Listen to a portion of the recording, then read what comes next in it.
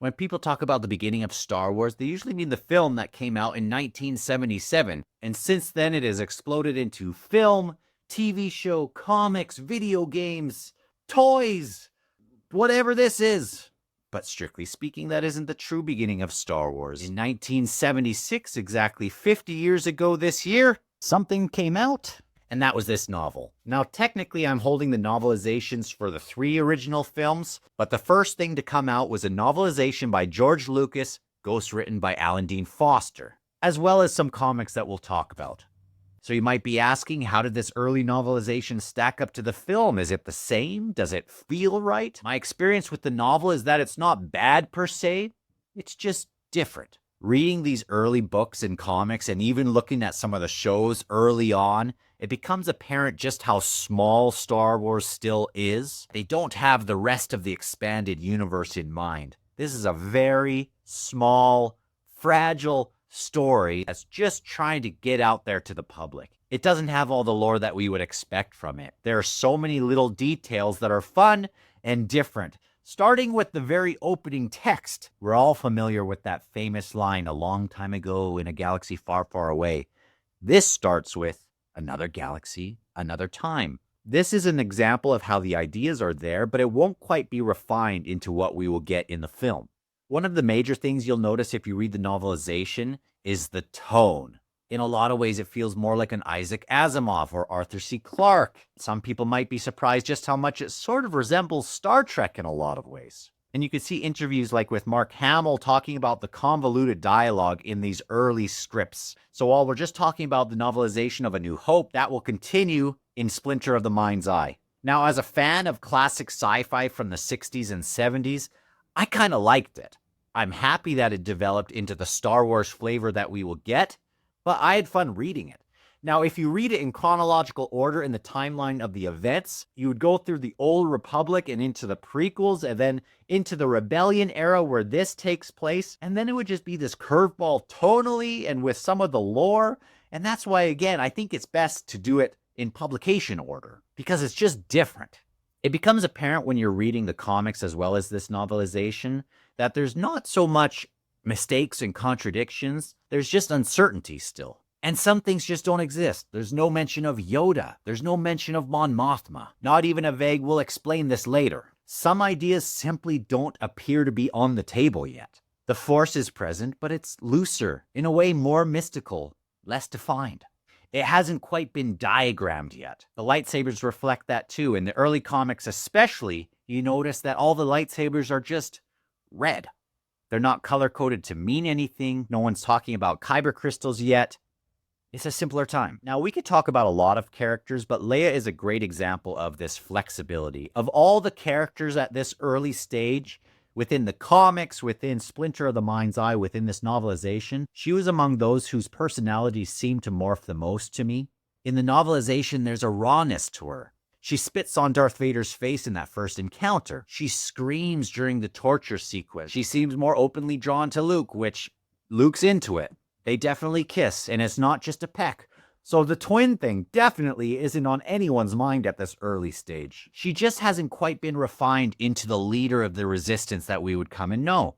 Sometimes in the comics, she seems overly abrasive, and other times she seems overly passive. So it was interesting to see her early on, but I liked it. She was interesting. Maybe my favorite character difference of the novels and the comics versus the film is actually Chewbacca.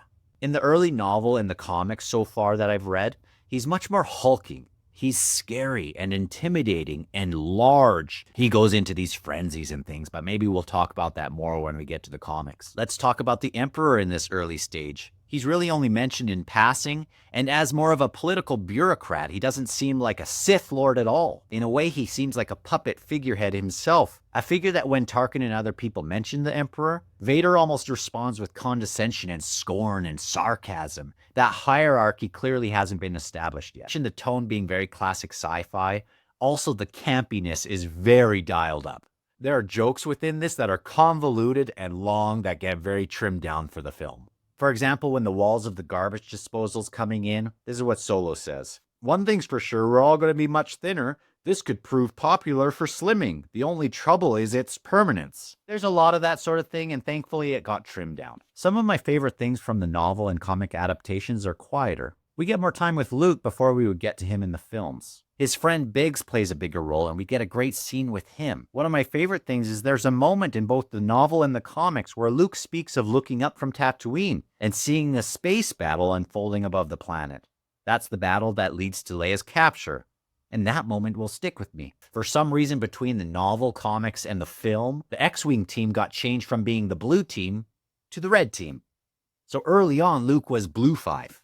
There's so many things we could talk about really about these early steps, but that refining period is not going to stop for the next 50 years. There's going to be many authors and creators giving their input, and the cream's going to really rise to the top. But early on, there's just so much that doesn't quite feel like we would expect. Honestly, for fans of Star Wars, I recommend the early novelization still.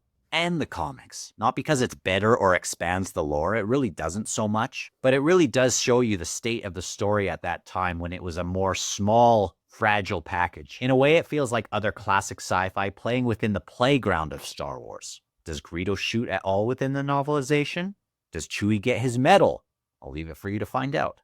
Or in the comments. So I wonder what people were thinking would happen with Star Wars when the story ended. When the Death Star exploded and after the medal ceremony. Is there a sequel? And if there is, what could it even be? In the next couple videos, we're going to explore two very different answers. One path goes through the comics, and that road gets strange pretty quickly. The other path was a novel that was commissioned before The Empire Strikes Back even existed. The comics will go experimenting with some episodic stuff, but this is the first real what if in the story of Star Wars. And this is why I'm reading the Star Wars Expanded Universe in publication order. Not to catch mistakes, not to find what counts, but to watch Star Wars become itself. I mentioned that in the beginning, this was all there was, but not for very much longer. If this brought back any memories to you or sparked some new interest in Star Wars, subscribe and stick with the channel. We're just getting started. If you were there 50 years ago in 1977 and experienced all this unfolding, I want to hear from you especially. My earliest experiences with Star Wars were in the late 80s, early 90s, and I have such fond memories of that time. I am one in a vast number of Star Wars explorers that have come before me, and I'm sincerely happy that you've made your way to this channel as I create my own Star Wars Expanded Universe memories for my first time. Full disclosure, I officially started reading in the Expanded Universe in 2025 with the Thrawn trilogy, Death Troopers, Kenobi, some of the Old Republic, but the majority of this will all be new to me. So whether you are a 50-year master or a Padawan taking your first steps, I'll see you in the next video and in the comments below.